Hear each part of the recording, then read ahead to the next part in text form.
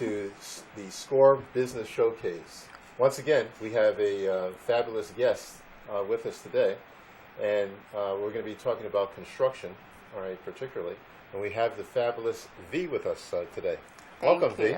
Thank you. Thank you for having me. Pleasure Excellent. to be here. Good to have you. Yeah. Now, I noticed an accent. Where are you from, actually?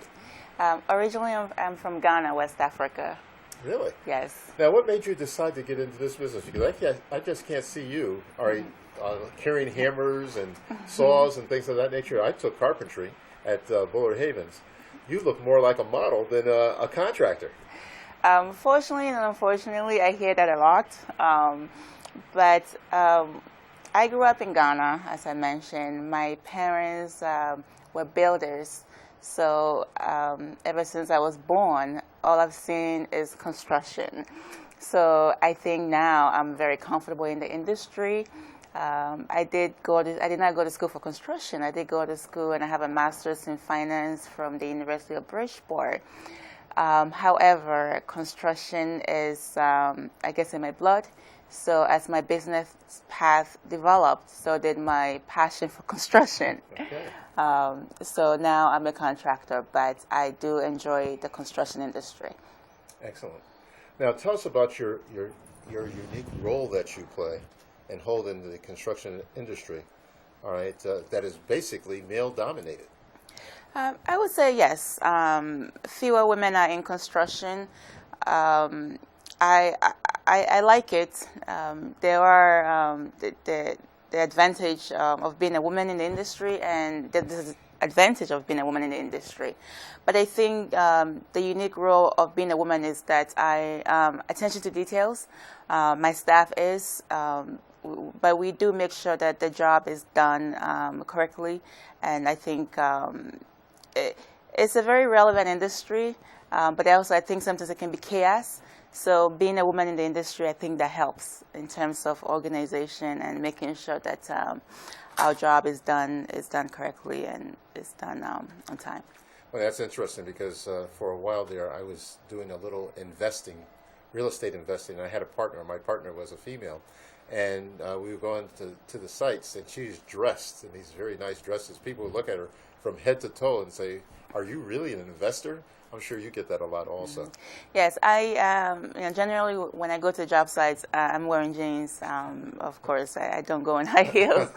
But yes, I do get that quite often. But I think the most important thing is that we get our work done, whatever it is that we are hired to do, whether it's renovation or rebuilding new houses, we get the job done. So that part is good.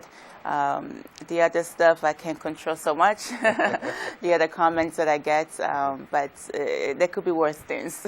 So as a female in this construction business, what would you say your high points are? Because I'm thinking as a woman, probably details, or getting the details done. What would you say they are? Well, my day-to-day in the and we do have 3 divisions. So we are construction managers. We also are consultants. But in terms of the construction management, my day-to-day involves whether we are estimating a job, we are scheduling the job, we are buying out the job, we are project managing the job, or we are making sure our laborers, our workers are getting the job done. So that's on the day-to-day basics. But of course, as a business owner, there's so much more to construction than just the hammer. There is financing the work, there is getting guys on the job on time, there's delivering to my owner on time, there is communicating with the homeowners, with the state entity that hired us, with the architects, with the engineers. There's making sure that the drawings and the plans are interpreted in a way that everyone can understand so that we can all be on the same page. There's so many different factors in construction than the hammer. So very often when we say we're builders, I think they look at the female and say, how? But yes, there is so much more to construction than just the hammer. Excellent. Well, I'm sure it's surprising when people see you, and it's and especially I'm sure you. How long have you been doing this, by the way, right now? Well, I've been involved in construction all my life for the simple fact that by association, my family are in the business. I've been a business owner since 2002. And that's in the city of Bridgeport? And that's in this. We're based in the city of Bridgeport. We do. Our work is not primarily in the city of Bridgeport, but our office is based in the city of Bridgeport. Okay. So we do work. We've completed work all over the states: Greenwich, Norwalk, Ridgefield, New Haven, Milford. Stratford, everywhere. But yes, our office is based in Bridgeport. The General Contractor and Construction Management Division was recently formed in 2011. So we've been contractors since then. Very good. Because what I was thinking was, since you're a female in this type of business, it has to be refreshing, all right, to see you on the job, all right, from the business standpoint. For the simple reason they're not getting this, and plus, what it seems like you're pointing out is you have attention to detail, which is great. And I know you've been involved with it for a while, and I'm sure you're doing a super job. Now, what services do you offer for the construction industry? Well, we offer three services. The first services is the construction management, where we are actual builders and we manage the projects. The second services is the consulting services that we offer to the construction industry. Over the years, we've come to help and assist so many small contractors and even small businesses to understand sometimes how to work with government agencies, how to find the right resources. Luckily for me, because I've been in the business for such a long time, many of the lessons that I learned as a business owner is now part of our consulting division, where I help other up-and-coming small contractors that are trying to understand how to access, whether it's access to financing so they can get the work done, or how to understand how to bid for government work so they can get more opportunities. So we talk about all of those support that we're able to provide to construction businesses. And then the third division is we have a membership or subscription program where many of the subcontractors that we consult are part of this membership program that we have. And we meet once a month to address some of the major issues and concerns that they may have. And as minds of the alike minds, we can talk about the different obstacles that they face or the challenges and some solutions for them. So the third division is the membership division, and that comes with once a month meeting with contractors and government agencies and even service providers over in Southport. So yes, those are the three divisions that we have. Excellent. Now, as a contractor, tell us about your work with the Department of Housing. Oh, sure. So as a general contractor, we were selected by the Department of Housing, the Superstorm Sandy. If you remember, the Superstorm Sandy happened a few years ago. Yes. So years later, there were some homeowners that still needed some assistance to rebuild their homes. So the state did a wonderful job being able to gather some grants to help these homeowners. So as a general contractor, we go in and we do whatever the state asks us to do to help out the homeowners.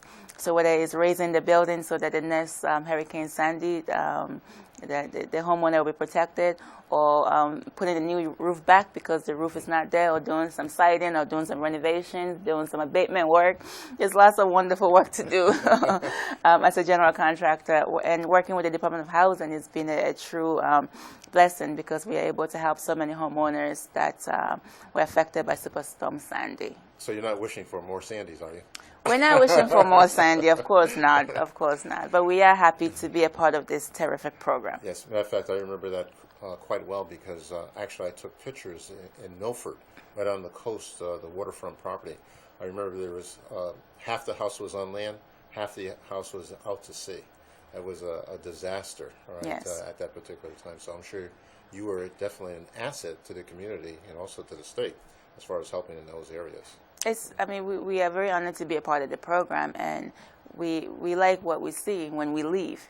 Because when we leave, the homeowners are happy, and we are happy we can help, and it's just a great thing to do. Yeah. It's just a great thing to do.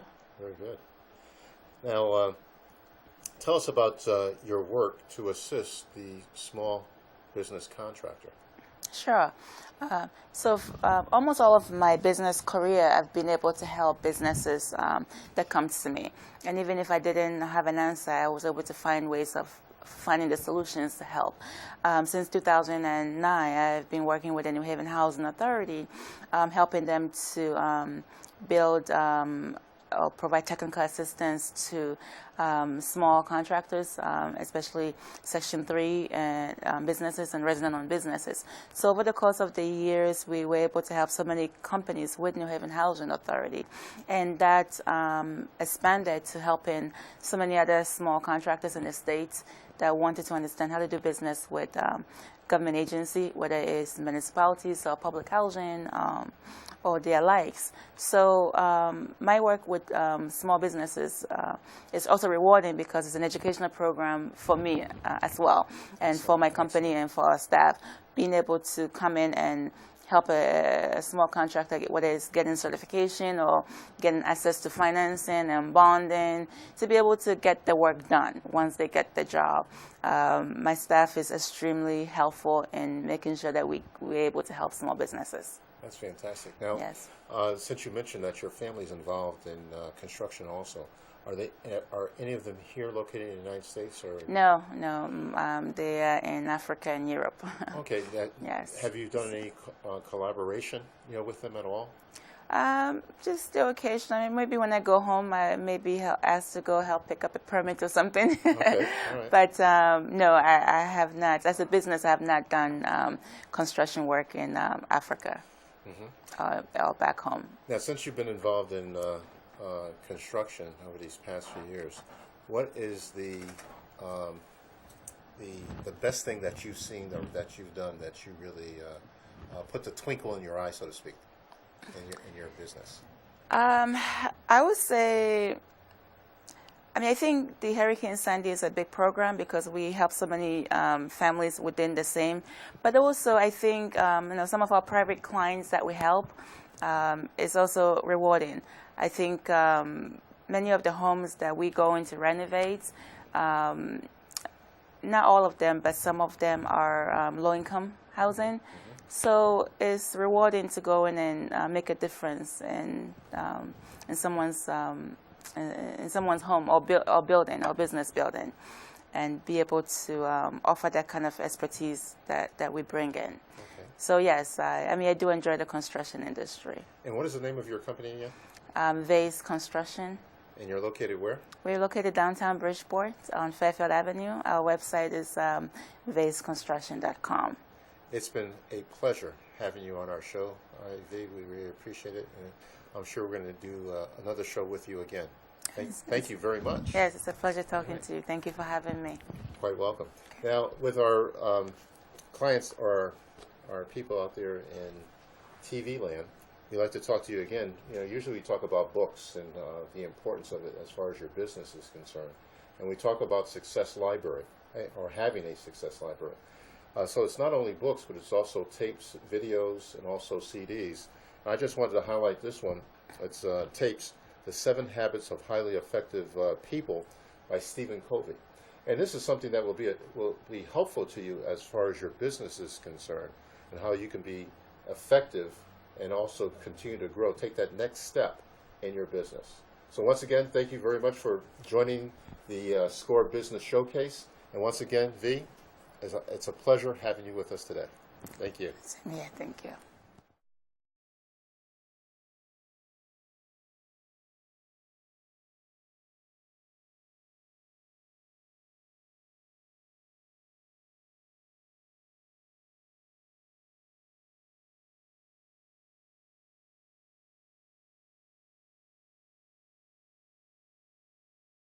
To the SCORE Business Showcase.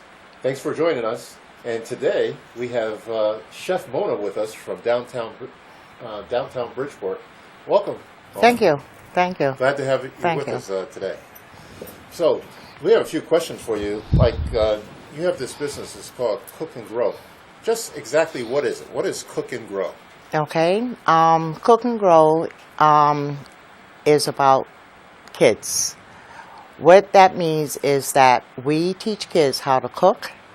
We teach kids how to garden, grow their own vegetables and herbs, and to learn about processed food and about nutrition.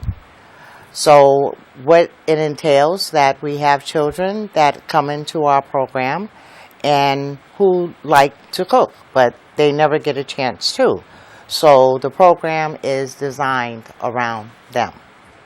We give them recipes that they can follow, and we also have our own gardens, so we tend to our own gardens and we use the vegetables and herbs out of our gardens into the kitchen. So it's from the garden to the kitchen to the table. Well, that sounds interesting. That sounds healthy. Yes. All right, sounds like everybody should enroll into your class. Yes, they should. Right. You know, even adults. Excellent, excellent. Now, what do these junior chefs actually take away from your program? They take away the knowledge that they are excited about cooking, that they know that they can cook, even if it's of the simplest things. Most kids are unhealthy. That's what gives them high blood pressure, low self-esteem if they're overweight, and even diabetes, because they are eating the wrong things. But due to the fact of the economy and of what their parents can afford, and we try to have the trickle-up effect, as we call it. If you get to the kids, you can get to the parents. And to have them try new things, try new vegetables that they would never thought of eating or they didn't like. One thing in our class, and I tell the parents when we have orientation and the children, do not tell me that you don't like something if you never tried it. If you don't, once you tried it, and if you don't like it, then you have a leg to stand on. But you have to try it first. That sounds like liver. Yeah, love liver. I'm sure the way you make it is delicious. Matter of fact, as we get older, our taste buds change. Yes, they do. So now I do love liver. Yeah, Right? yeah. And we try to open up young kids' palates, to have them taste different things from different regions, from different cultures, and not just their own culture. I mean, there is some amazing food out there that of other cultures. So this is what we try to bring to the table with them. Now, it sounds like you're very passionate about this. What made you get involved in cooking? Have you done this all along? For over 20-something years. But after my other profession as a paralegal, but I always had a passion for food. So later on in my life, I went to culinary school. I knew I can cook, but I needed the techniques that are taught to you.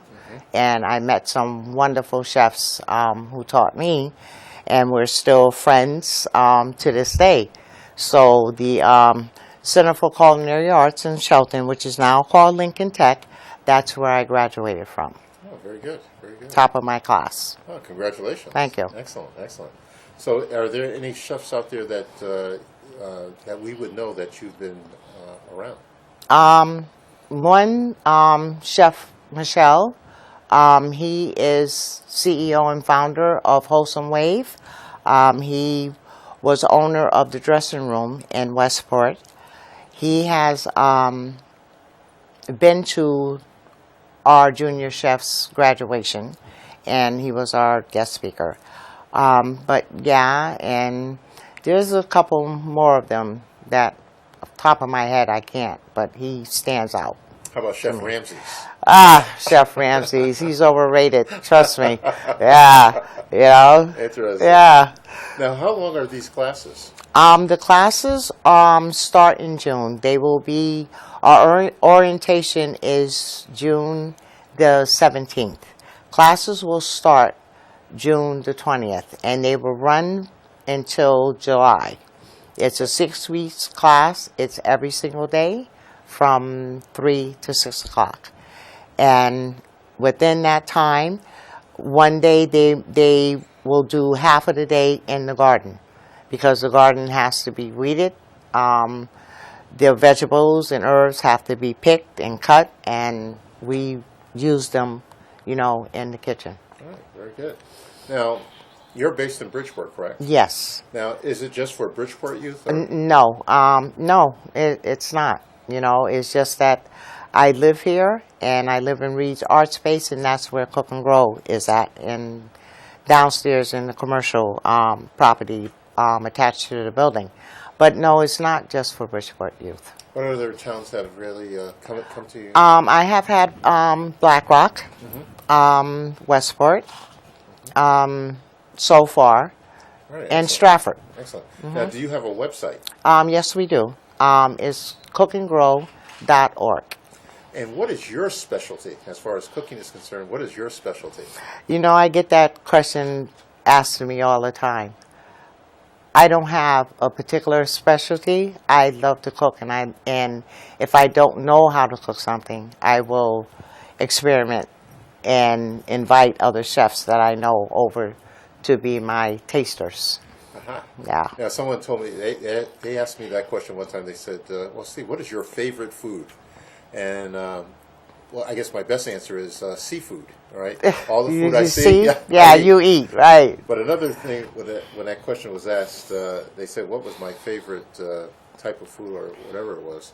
And I had to stop and think, because actually I do like all types of foods.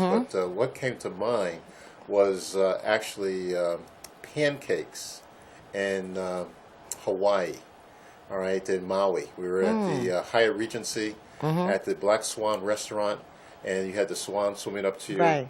And with the pancakes, there was macadamia Nuts. nuts in there, coconut syrup, beautiful sunshiny day. That was fabulous. Then the other one was actually, I believe it was clam chowder, and that was in Boston. Right, that at Quincy Market down in that, yes, down yes. in that area over there. Delicious. Chowder. All right, and a person, yes, and a person had mentioned one time. They said that if you have a certain food, if you're having like Idaho potatoes, you have it in Idaho. Right. Right? Yeah. All right, so wherever that place is famous for, all right, that's where That's you what have you it. eat. Yeah. Because it's a different taste and it's delicious. Exactly. All right, so you're like me. You don't have a specialty. You like it all. Yeah. Yeah. I But look- I do have one specialty that I do, are cheesecakes. I make specialty cheesecakes to Really? order, yeah. Any particular flavors? I do a lemongrass with a strawberry coulis, a sweet potato bourbon cake, mango. Yeah, but the secret is the crust, and it's not graham crackers. Most cheesecakes are made with graham crackers crust, but I experiment with different things and came up with crust for a particular. Is that a secret ingredient?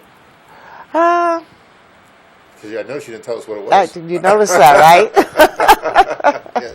Yeah. Oh, and the other place that we had something which was outstanding, and that was Venice Schnitzel. All right, and that was in Vienna, Austria, in Yes. the castle. All right, what a place to have Venice Schnitzel. Yeah, that is really good. Yes, indeed. Now, how can you actually sign up for classes? You can go to our website, cookandgrow.org, or you can call me, and I can send you an application and information explaining the class. Now, let me ask this question also. When it comes to ingredients, as far as the food that you use, do you have a particular ingredient that you like to work with? I like to explore different ingredients. Okay. I haven't found certain things I for myself personally, when I'm experimenting with stuff, I just made something with a with flour, but the flour was yucca. Yeah, yucca flour. And where's that from? Where is yucca from? Do you know? Arizona, Mexico. That plant grows there. I was in Brooklyn at a market, and they had all these different types of flowers. So I just brought a little bit of it and did it with fried chicken. Totally different.